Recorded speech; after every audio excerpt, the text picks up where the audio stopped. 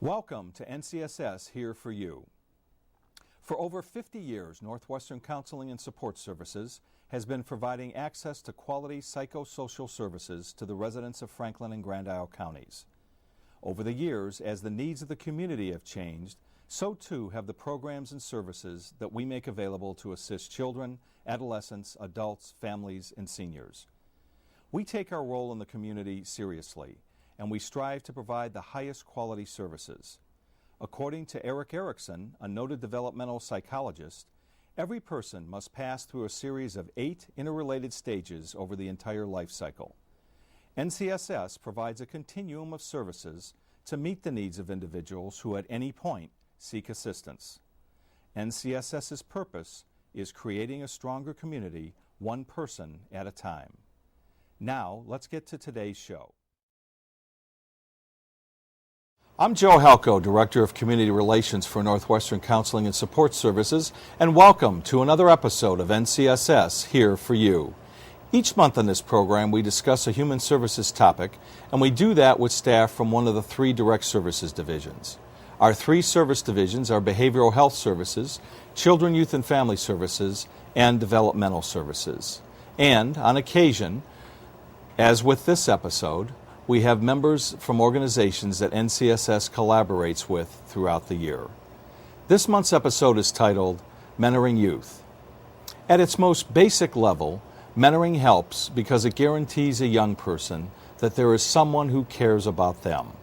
A child is not alone in dealing with day-to-day worries.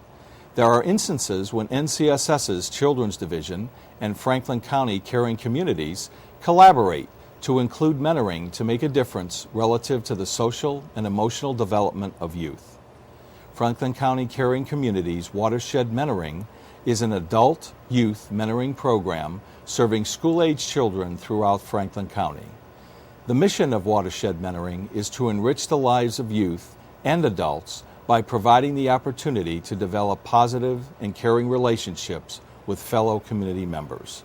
To discuss mentoring youth in greater detail, I'm pleased to introduce this month's guest, Beth Crane, who's the Director of Franklin County Caring Communities.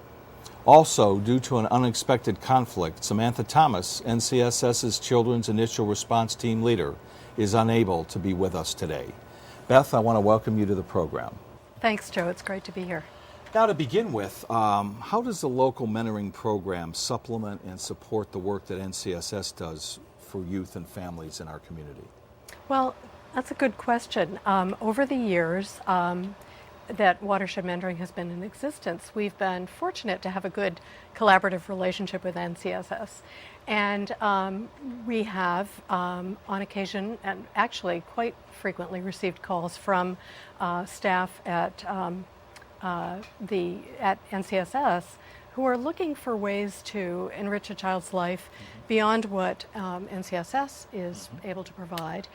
Sometimes mentoring is a bridge from a more intensive service back into a life of independence for a child. So we do receive referrals of kids who've been in a sort of mentoring relationship at NCSS, certainly a counseling relationship or family support services. And it's been determined that this would be a wonderful way for a child to continue to have a positive friend, with the caveat that mentoring is not, it's not a replacement for services that are being provided, but it's another way in which a child receives that all-important person in their lives. I guess another way to say that, you try to wrap around with services as best as possible to assist someone who's in need. Right, right. Now, how can a mentor impact the life of not only the young person, but their family? Well, and I'll start out by saying we always tell our mentors, you are the child's mentor, and that is your first and foremost responsibility. But I think what we have seen and what other mentoring organizations and programs have seen is that oftentimes parents report to us that their relationship with their child improves when a child has a mentor. So just that additional positive adult in a child's life can take some of the pressure off at home, can create, I really think it, in a sense, sets up the possibility for a more realistic relationship maybe between parents and their children. We've heard that quite a bit. Sometimes we have families for whom the main focus has been another child, a child with developmental disability or some need that has really taken the family's attention and focus away from the child who's actually referred. So we'll get a referral for a sibling who could use that additional person in their life. So the purpose of mentoring, the goal of mentoring is different in each case, but improved family relationships is definitely one of the things that we are looking for as an outcome. Now, currently, Watershed Mentoring has 4 programs in which the mentors can make a difference. Could you explain what these 4 programs are? Sure. The program we're probably best known for and have had running for the longest period of time is our community-based mentoring program. Community-based mentoring means that the child and the mentor are not meeting in a school or other organized site. They meet out in the community, and the requirements, all of our programs, we're looking for a long-term attachment. But within that program, we ask for a year of mentor commitment and commitment on the part of the family as well. 1 to 2 hours per week, understanding that people have things come up like vacations and illness and so on, but we're striving for consistency and reliability on the part of the mentor and the child and their family. So that's our community-based program. As it says, it's in the community. And then we began a couple of years ago a program at St. Albans City School, which we call Friends for Lunch. It's a Wednesday lunchtime program, and it's focused on grades 1 through 3. And the focus of that program is to engage kids in school by providing them another good reason to come to school. So we're looking for improved attendance, truancy prevention. That's our major goal in collaboration with the school. And we're starting young. We're starting with kids whose behavioral patterns are not completely established yet, but for whom the school thinks an additional community member would be an asset. So that's Friends for Lunch in St. Albans. We are starting up, we haven't actually started implementation yet, but we are starting up with Swanton School, a similar program. It'll be the Swanton Royal Lunch Bunch. And it starts up next fall, and we're looking for mentors for both of those, all of our programs. I'll just put that plug in right now. We'll come back to that, I know. So that's our second school-based program. And then we're in collaboration with the Richford Cornerstone Community Center, which is a wonderful, fairly new initiative. It's been around for about a year. We've started a mentoring program with them. We support them in a site-based but very closely aligned with the school program. So kids are coming to that program after school. Again, younger children with the hope that they'll continue on over the course of a few years. And it's a wonderful partnership with their senior center. So most of the mentors participating in that are actually also members of the senior center. And so young kids meeting with older adults and having a great time and really seeing positive results there too. So, so those are our 3 site or school-based programs in addition to the community-based program. And as you are aware too, we're partnering with NCSS and the Community Justice Center of St. Albans in a program that will probably take advantage of all of those existing modes of mentoring to reduce truancy throughout the 2 counties of Grand Isle and Franklin. So. That's terrific. Now, I know you touched a little bit on time commitment or what it takes to be a mentor, but sometimes there's confusion. In other words, number one, to be a mentor, what is the time commitment, whether you look at it weekly, monthly, annually? And then secondly, from a mentor's perspective, is there any cost to being a mentor? Because some may ask, right, and it's what a very does all good that question. mean? Yeah. So the time commitment, we do ask. We love it if our mentors can commit closer to 2 hours a week, but we understand between an hour and two is really terrific. We know that the benefits increase with kind of an increased dosage, if you will.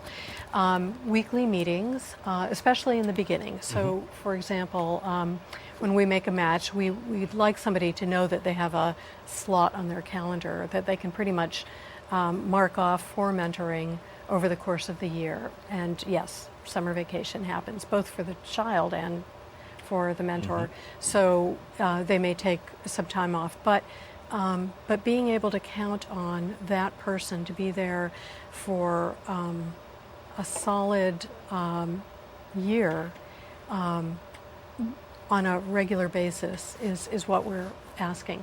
The hope is at the end of 1 year, that match is solid, that bonding has occurred, and the matches will go on. And we have had some matches that have gone on, followed a child through high school. That's the ideal, That's of course. terrific. Most of our matches start when kids are probably in middle school or fourth grade or thereabouts, when the need for support may become apparent, either to teachers or to, if they're seeing a counselor or a caseworker, or parents. We have a lot of parents who make referrals too. So you asked about cost. The cost, we encourage and advise our mentors to plan low budget activities. We're not looking for mentors to break the bank trying to entertain a child. It's really about forming that relationship. Some people cook together, they ride bikes, they go shoot hoops at the basketball court. There are lots of no or low cost things that people can do. Some of our mentors do take their kids to movies, and that is on their dime, which is incredibly generous of them. And we do ask our kids to show their appreciation, and our families to let the mentors know that they appreciate their contribution. So, but we aren't looking for it to be grand. It's really about the relationship, and we all know that the best things in life aren't things. So. And we do ask our mentors not to provide gifts. If they do, it would have to be something very token, or a book that they enjoyed reading, or something along those lines. But generally speaking, no gifts, because we, again, don't want to set up a relationship that's about tangible or material things. As opposed to the real reason that they're trying to connect. Or highlight a difference between them in terms of the mentor being perceived as somebody who has means, and the child being perceived may not. Right. And in part, because that's not true in all cases, we have a real diversity of both mentors and mentees.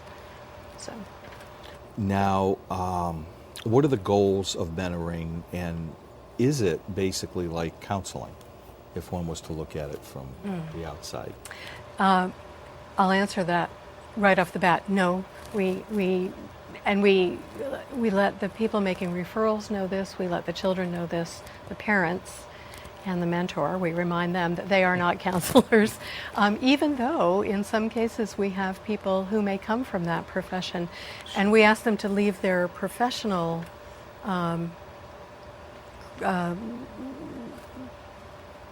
letters at the door, I guess you could say. We really want it to be about friendship. And yes, they're older, they're adults, and there's a certain amount of counseling that comes into those kinds of relationships. But, and helping a child learn to problem solve and think things through. But no, we don't expect them to be providing professional counseling at all. We urge them to step back from that if that is their field or their professional area and focus on friendship, on finding things to do together, on helping somebody recognize and realize his or her own strengths and assets. Now, how are the mentor and the mentee paired up when you do have? Okay. You now have the mentor who said, I'd like to be involved. Mm-hmm. You've got mentees. What's the process there of figuring that out? Well, it's an interesting process, and it can take some time. What I look for, I interview both the mentor and the mentee. When I have a mentor applicant, among other things, there's a screening process and so on, application process that someone goes through, and part of that includes an interview. And we talk at some length about their reasons for being a mentor, and their interests and passions in life, and we provide them with an interest survey so they can check off things that they really enjoy doing. We do the same with a child. We have an interview, a home visit, get to know the family, siblings if there are any may participate, and the child completes an interest survey, and I ask the children about who they have in mind for a mentor. Do they have somebody in mind? Do they actually know somebody who might be a good mentor for them? Because if there is a natural mentor in their life, but they want to formalize it, that is also an option. But most of the time, that isn't the case. Most of the time, we are finding somebody to match. So I look for the child's affinities. Does he or she feel more comfortable around a young adult, middle-aged? Do they think a person closer to grandparent age would be someone they'd be comfortable with? So we look at age, we look at location, of course. Are they conveniently located so that we don't add an additional hardship to the match? And then we look at interests, and if they have a few things where they overlap, they have a few key interests in common, then that's part of the match. And some of it is gut. Will this match work? That's something that definitely plays into it. But and if there are questions, I talk to other people within the organization to get a sense of whether this is going to be a good match. So, and I will talk, for instance, to the referring, if it's an agency, or to the parent, of course, and I vet the mentor choices with those people as well. So, there are times, I will say, that if a child is in very high need and it really isn't ready for a mentoring relationship, I try to be straightforward with the family or with the referring agency about that, because I don't want to set anyone up for failure. Sure. So that makes a lot of sense. Yeah, that's another consideration. If a child really needs the kind of supervision that our mentors are not trained to provide, then we look at other avenues. Certainly makes sense. What are the requirements does a potential mentor need to know before they would get involved? Well, they should know about the time commitment, number one. That's the first and most important thing, I think, is can they make time for this in their lives? I think it's good for them to think about whether they have the support, if they're in a family, do they have the support of the rest of their family to do this? They should know that they need to pass a background check. So we do ask, we do an FBI-supported criminal background check, fingerprint check, and other child abuse and neglect and sex offender registry. And if the person will be driving, we need to know that they have a clean driving record, and that they, of course, have a license and insurance. So those are kind of the nuts and bolts sorts of things that they need to know. And we need to know that they enjoy being around children and are fairly comfortable with them. They don't have to have children or have had children. We have a lot of great mentors who are not themselves parents. but we want this to be something that comes from the heart, as opposed to a sense of duty Sure, or yeah. Big difference. Yeah. Yeah. Yep. So those are really important factors. It's surprising. We do have people who teach, or we actually have a couple of people who work or have worked with NCSS, and it always amazes me that people who spend their days working pretty intensively with children or teens can still have something to give at the end of the day. It's always amazing to me. That is incredible. Yeah, yeah. Now, what are some of the activities that mentors and mentees do? I know you said that you try to do that match, which makes sense. But just in general, what are just some of the things that? Well, Joe, I've got a list. I brought it with me, a cheat sheet here. But it all depends on age. Sports is a big thing. Mm-hmm. Often, boys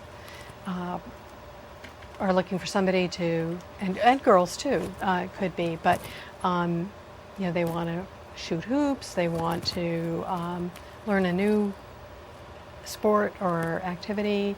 I've got a young man who is looking for somebody, he loves to run, and he loves soccer, so he's looking for somebody who enjoys those things too. We've got I recently made a match where probably the big excitement at the beginning is just to go over and groom the horses at the mentor's farm. Mm-hmm. So that's another thing. Fishing, huge. Going bowling, playing card games, board games, some video and so on, but oftentimes just board games or something along those lines. Going hiking, learning to cook something together, trying out a craft like knitting, reading, or talking about books or talking about movies. Some people may look at career goals together. What is it that you want to do? How do you get there? But it's not, as you know, it's not a job mentoring a program. But as kids age, we had a mentor whose teenage mentee was really interested in going to college. So she took her around and showed her colleges. Yeah. And this was somebody whose own family had not been to college. So this was a real gift, a real opportunity for the young woman who was being mentored. So it really depends on interest. I mean, we have some people who love to hunt, some people who like to ski. Now that's getting you into another kind of level of mentoring, but pursuing interests is really what it's all about. So. Does that give you a little bit to go on? Oh, it does. And really, with what you're saying, and I know you talked about the matching and everything, but the bottom line is that you're trying to, as best as you can, find enough areas of interest that both have, that overlap, and that those areas can be virtually anything. Right. I mean, whether it is reading or whether it is being extremely active or what have you. And I think that's the beauty of it, and how they can make their connection is the fact that it's something that is truly an interest or passion of both of them and can bring them together and then help them to talk through some other things as well. Absolutely. It's a good way to just form those bonds. And I should mention, too, that we have had a few cases where it's almost a family mentoring. There's always a primary mentor. But there are times when it becomes kind of a team effort. So it may be a husband and wife, they may have kids of their own, and they may wrap a child into their family life. And what we talk about then is just making sure there is some one-on-one time so that young person has a chance to talk and those relationships can develop. But it's been really nice for some of our mentees and their families, and it's made it easier for mentors to devote the time when they can include a child in their own family activities. Oh, So that's nice. it's another. It's not a different model, but it's another way of making this model work. Sure, Yeah. sure. Now, how does someone who's interested in becoming a mentor apply? What do they need to do? How do they get in touch with you? Well, okay, they can call me at, do you want me to give the number Sure, now? absolutely. It's St. Albans, 527-5049, extension 1. And I will be happy to talk with them. They can also go online to our website, which is www.fcccp.org, and click on Watershed Mentoring to download an application. And they can email me, Beth, B-E-T-H, at fcccp.org. So any of those ways works. They can hail me on the street if they see me. And what is the phone number one more time in case they missed it? 527-5049. Okay. And one last thing before we close, and I know we're running short on time, but if you looked at it, what the mentor gains from the experience, because, you know, a lot of times we're talking about the mentee, and certainly that's what the program is structured for, but I'm sure that the mentor in many cases really realizes things that maybe they had no idea before they got involved.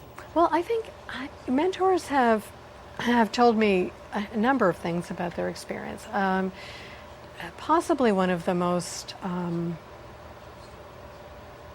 profound matches involved somebody who was had been badly injured, and her mentee, was now an adult, had gone through EMT training, or came to visit her and help her out as an adult after. So there's that lifelong friendship, that really that lifelong bond, that is in my view the epitome of what can be achieved. I think the other mentors have told us that it's been a learning experience for them. They learned things about themselves, and they had a feeling of fulfillment and a job well done, I think, and that sense of pride, maybe being invited to an 8th grade graduation or a high school graduation. You know, a feeling that really will stay with them, I think, and a sense of having helped bring somebody into the community in a way that they might not have been able to otherwise do. Well, Beth, you know, all the work that you and your organization does is certainly terrific, and I know that NCSS is very fortunate to be able to collaborate with you on the Watershed Mentoring and everything that takes place for these young people. So with that being said, I can't believe our time is up. I know, it's gone fast. But I do want to thank my special guest, Beth Crane, for being on the show today and sharing her insights on how mentoring makes a difference by making young people feel confident emotionally, academically, and socially, plus the rewards that mentors experience. I also want to thank you, the viewer, for spending time with us again this month. I'm Joe Halco, and I'll be back next month with another episode of NCSS Here for You. This has been another episode of NCSS Here for You. We hope that you found today's discussion informative and educational. For over 50 years, Northwestern Counseling and Support Services has been providing access to quality psychosocial services to the residents of Franklin and Grand Isle counties. Over the years, as the needs of the community have changed, so too have the programs and services that we make available to assist children, adolescents, adults, families, and seniors. Thanks once again for tuning in this month. NCSS's purpose remains creating a stronger community, one person at a time.